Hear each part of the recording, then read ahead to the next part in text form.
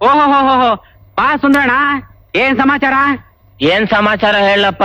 ಒಟ್ನಲ್ಲಿ ನನ್ ಗ್ರಾಚಾರನೇ ಸರಿ ಇಲ್ಲ. ಯಾಕಣ್ಣ, ಕೆಲಸ ಸಿಗ್ಲಿಲ್ಲ ಅಂತಾನ?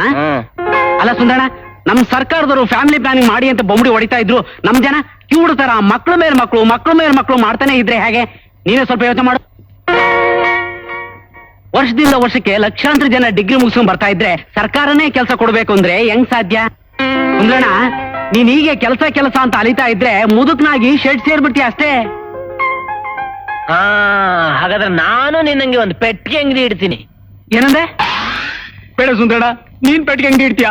ನೋಡೋರ್ ಕಣ್ಣಿಗೆ ಚೆನ್ನಾಗಿ ವ್ಯಾಪಾರ ಆಗಿರೋ ತರ ಕಾಣಿಸುತ್ತೆ. ಈ ಬಾಳೆಹಣ್ಣು ನೋಡು, ಕಾಯಾಗಿದ್ದ ತಂದಿದ್ದು, ಹಣ್ಣಾಗಿದೆ, ಇನ್ನು ಒಂದು ಸೇಲ್ ಆಗಿಲ್ಲ. ಅದೇ ಬೋಂಡ ಅಂಗಡಿ ನೋಡು, 3 ತಿಂಗಳಲ್ಲಿ ಚೆನ್ನಾಗಿ ಬಿಸ್ನೆಸ್ ಮಾಡಿ ಕೆನಟಿ ಹೋಂಡ ತಗೊಂಡಿದ್ದಾನೆ. ಹೌದು ಸ್ವಾಮಿ, ತಗೊಂಡಿದ್ದೀನಿ, ಸ್ಕೂಟರ್ ತಗೊಂಡಿದ್ದೀನಿ. ಯಾರ ದುಡ್ಡಿನಲ್ಲಿ? ನಮ್ಮ ಅಪ್ಪನ ದುಡ್ಡಿನಲ್ಲಿ. ಬೋಂಡ್ ವ್ಯಾಪಾರದಲ್ಲೇ ತಗೊಂಡಂತ ಯಾವ ಲೋಫರ್ ನನ್ನ ಮಗ ಹೇಳಿದ್ದು? ಈ ಎಣ್ಣೆ ಬೆಲೆ ಎಷ್ಟು ಗೊತ್ತಾ? ಈ ಕಡ್ಲೆ ಹಿಟ್ಟಿನ ಬೆಲೆ ಎಷ್ಟು ಗೊತ್ತಾ? ಈ ಮೆಣಸಿನ್ಕಾಯಿನ ಬೆಲೆ ಎಷ್ಟು ಗೊತ್ತಾ? ಇನ್ನ 50-60 ಬೋಂಡ್ ಮಿಕ್ಕತ್ತವೆ ಸ್ವಾಮಿ. ಅದನ್ನೆಲ್ಲ ಮಕ್ಳು ಬಾಯಿಗೆ ಹಾಕ್ಬಿಟ್ಟು ನಾನ್ ನೀರ್ ಕುಡಿದ್ ಮಲಿಕತ್ತೀನಿ ಸ್ವಾಮಿ. ನನ್ ಮಗ ಹೇಳಿದ್ನು. ಹಾಗಾದ್ರೆ ಯಾವ ಬಿಸ್ನೆಸ್ ಮಾಡಿದ್ರೆ ಬೆಟ್ರು ಅಂತೀಯ? ಸ್ವಾಮಿ, ತರಕಾರಿ ಅಂಗಡಿ ಇಡಿ. ಈ ದೊಣ್ಣ ಮೆಣಸಿನ್ಕಾಯಿ ಬೆಲೆ ಎಷ್ಟು ಗೊತ್ತಾ? ಕೆಜಿಗೆ 18 ರೂಪಾಯಿ. ಅದೇ ಮಾರ್ಕೆಟ್ ನಲ್ಲಿ 8 ರೂಪಾಯಿ. 10 ರೂಪಾಯಿ ಲಾಭ ಸಿಗ್ತದೆ ನೋಡಿ. ಹೌದು ಸ್ವಾಮಿ, 8 ರೂಪಾಯಿ ಆಗುತ್ತೆ.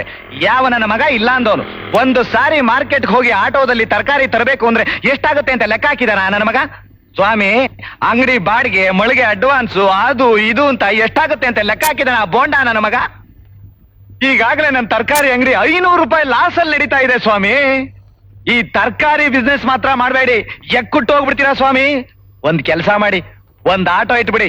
ಮಾರ್ಕೆಟ್ ಇಂದ ಅಂಗಡಿಗೆ ಒಂದು ಲೋಡ್ ಹೊಡೆದ್ರೆ ಸಾಕು, ನಿಮ್ಮದಲ್ಲ ಅಂತ 50-60 ರೂಪಾಯಿ ಜಾಬಿಗೆ ಬಂದು ಬಿದ್ದೋಗ್ಬಿಡುತ್ತೆ. ನಮ್ ತಾಣಗ ತಗೋತೀವಿ ಸರ್. ಪೊಲೀಸ್ ಅವ್ರ ಖರ್ಚು ಎಷ್ಟಾಗುತ್ತೆ ಗೊತ್ತಾ ಸರ್? ಆರ್ಟಿಒ ಖರ್ಚು ಎಷ್ಟಾಗುತ್ತೆ ಗೊತ್ತಾ ಸರ್? ಈ ಗಾಡಿ ಸ್ಪೇರ್ ಪಾರ್ಟ್ ಖರ್ಚು ಎಷ್ಟಾಗುತ್ತೆ ಗೊತ್ತಾ ಸರ್?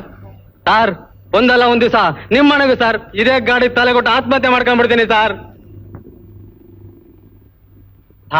ನೀವೇ ಸರ್ ತಲೆ ಹಿಡ್ಕೊಂಡಿದ್ದೀರಾ?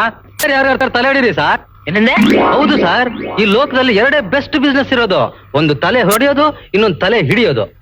ನಿಮ್ ಮುಖ ನೋಡ್ರೆ ತಲೆ ಹೊಡೆಯೋರ್ ತರ ಕಾಣಲ್ಲ, ತಲೆ ಹಿಡೀರಿ.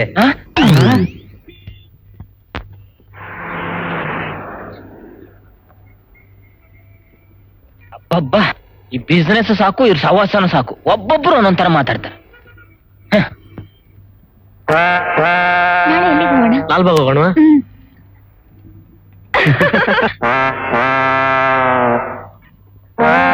ವೆಯ್ಟ್ ಮಾಡಿ ಮಾಡಿ ಸಾಕಾಯ್ತು, ಬಹಳ ಕೈ ಕೊಡ್ತಾ ಇತ್ತು. ದೇವ್ರೆ, ಪ್ರಪಂಚದಲ್ಲಿ ಎಷ್ಟೇ ನಿರುದ್ಯೋಗ ಇದ್ರು ಈ ಲವರ್ಸ್ ಗಳಿಗೆ ಮಾತ್ರ 24 ಗಂಟೆನೂ ಲವ್ ಮಾಡೋ ಉದ್ಯೋಗ ಅಂತೂ ಇದ್ದೇ ಇರುತ್ತೆ.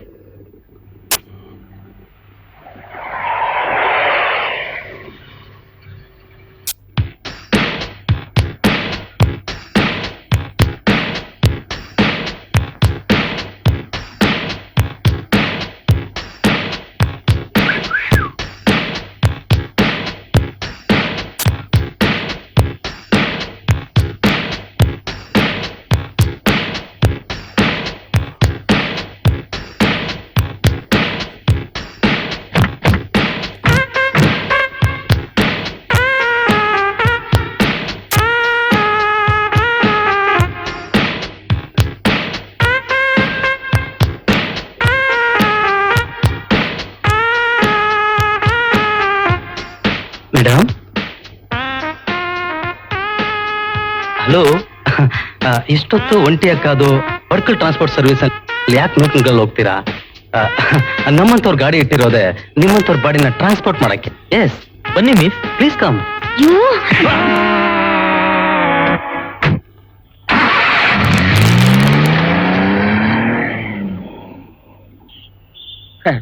ಯಾಕಪ್ಪ ಬೇಕಿತ್ತು ಇವನಿಗೆ ಕರ್ಮ? ಅದೇ ಮದುವೆ ಬ್ರೋಕರ್ ಜೊತೆ ಇವಳ ಮನೆ ಹೋಗಿದ್ದಿದ್ರೆ ಇವಳ ಅಪ್ಪ ಇವನ್ ಕಾಲ್ ತೊಳೆದು ವರದಕ್ಷಿಣೆನೂ ಕೊಟ್ಟು ಇವಳನ್ನೂ ಕೊಟ್ಟು ಕಳಿಸ್ತಾ ಇದ್ದ. ಲವ್ ಮಾಡೋರೇ ಬುದ್ಧಿನೇ ಇಲ್ಲ.